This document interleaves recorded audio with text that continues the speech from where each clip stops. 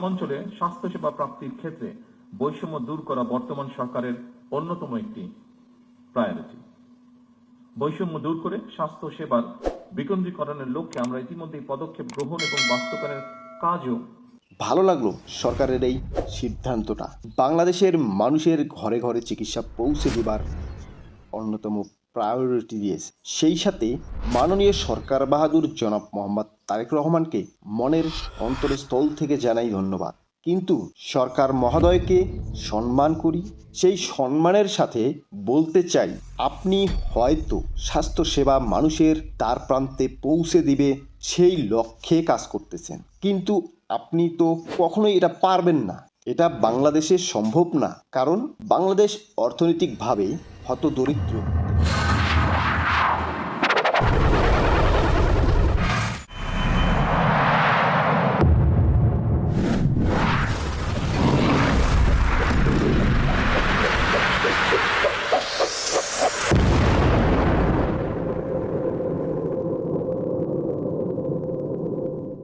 মানুষ অসুস্থ হলেও চিকিৎসা নেয় না, কারণ বর্তমান রোগী ডাক্তারের সাথে তার রোগ সমন্বয় করবে, তার জন্য ভিজিট দিতে হয় 700 থেকে 1000 টাকা।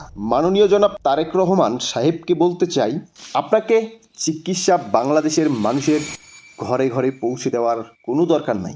আপনি শুধু সরকারি হাসপাতাল, সরকারি ডাক্তারদের সময়সীমা নির্ধারণ করুন এবং তারা যেন সরকারি হাসপাতালে সঠিকভাবে রোগীদের সময় দিয়ে থাকে। আর সরকারি ডাক্তারের বেসরকারি হাসপাতাল ক্লিনিকগুলোতে রোগী দেখে 700 থেকে 1000 টাকা ভিজিট নেয়া, এই ভিজিট নির্ধারণ করে কারা? অবশ্যই স্বাস্থ্য মন্ত্রণালয় হতে পারে।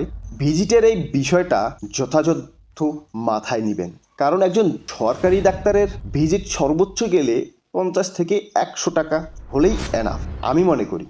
কারণ একজন ডাক্তার প্রতিদিন কমপক্ষে 50 জন রোগী দেখে, 100 করে হলেও অনেক বেশি। মাসে কত টাকা ইনকাম করে হিসাব করে দেখেন। সরকারি ডাক্তারের সরকার থেকে তো তাদের বেতন, বোনাস সব কিছুই দেওয়া হয়, তবুও কেন তাদের এত টাকা ফি দেওয়া লাগে? বর্তমান রোগী তার রোগের জন্য ঔষধ কিনতে যা খরচ না হয় তার চেয়ে বেশি খরচ হয় ডাক্তারের ভিজিট দিতে। ভিজিটের বিষয়টা নজরদারিতে রাখলে চিকিৎসা বাংলাদেশের মানুষের ঘরে ঘরে পৌঁছে দেওয়ার কোনো প্রয়োজন নাই। বাংলাদেশের মানুষ প্রয়োজনে পায়ে হেঁটে হাসপাতালে গিয়ে চিকিৎসা নিবে, এতে করে চিকিৎসা ঘরে ঘরে পৌঁছে দেওয়ার ভাড়াটা আপনাদের বেঁচে যাবে। বাংলাদেশের মানুষ ভয়ে, অসংখ্য মানুষ অসুস্থ জেনেও তারা চিকিৎসা নিতে ভয় পায়, আর এর ফলে দিনের পর দিন অকালে মৃত্যুবরণ করতেছে হাজারো মানুষ। বাংলাদেশে অকাল মৃত্যু 20% বা তার কম বেশি হতে পারে, এর মধ্যে টাকার অভাবেই 18 থেকে 19%। তাই মাননীয় সরকার মহোদয়ের কাছে আমাদের একটাই রিকোয়েস্ট, সময় এবং ভিজিটের বিষয়টা গুরুত্বের সাথে দেখা। হাসপাতালে ডাক্তার রোগীকে সময় দেয় 40 সেকেন্ড 60 সেকেন্ড, যেন রোগী কি বললো আর ডাক্তার কি বললো দিয়ে দিল একটা প্রেসক্রিপশন, আর নিয়ে নিল সেই ভিজিটের টাকা। এখন রোগীর ঔষধ কিনতে পকেট ফাঁকা। একটা পর্যায়ে ঔষধ না কিনেই প্রেসক্রিপশন নিয়ে বাসায় ফেরা, হতাশা, টেনশনে যাও বা সুস্থ ছিল সেটুকুও সে টেনশনে হারিয়ে ফেলে। এই সমস্ত চলতে থাকলে বাংলাদেশের মানুষের প্রাণ সেই অকাল মৃত্যুতেই পরিণত হবে। সুপ্রিয় দর্শক, আপনাকে বলবো, বিবেক দিয়ে যদি সঠিক মনে হয় নিজ দায়িত্ব মনে করে একটা শেয়ার দিবেন, যাতে আমরা এই দাবি জনাব মোহাম্মদ তারেক রহমানের কাছেই পৌঁছায়। আপনারা আপনার একটা কমেন্টে আরেক ভাই একটা কমেন্ট করতে ইচ্ছুক হবে, তাই দয়া করে আপনার মতামত লিখতে ভুলবেন না। আমি হয়তো বা সাজিয়ে গুছিয়ে কথা বলতে পারলাম না, কিন্তু আমার এই স্পষ্ট দাবি, এই হতদরিদ্র দেশে একজন ডাক্তারের ফিস কিভাবে 700 থেকে 1000 টাকা? ডাক্তারকে ফিস দিতে হয় 700 থেকে 1000 টাকা, এই ভয়েই রোগীর রোগ বোঝার পরও সে চিকিৎসা না নিয়ে অকালে মৃত্যুবরণ করে। সরকারি হাসপাতালগুলোতে ডাক্তার রোগীর সঙ্গে কি কথা বলবে 40 থেকে 60 সেকেন্ডের মধ্যে সময়ের সীমা নির্ধারণ করা হয় 40 থেকে 60 সেকেন্ড। এর মধ্যেই রোগীর প্রশ্ন, ডাক্তারের বোঝাশোনা সব কিছু শেষ করে হাতে ধরিয়ে দিল একটা প্রেসক্রিপশন।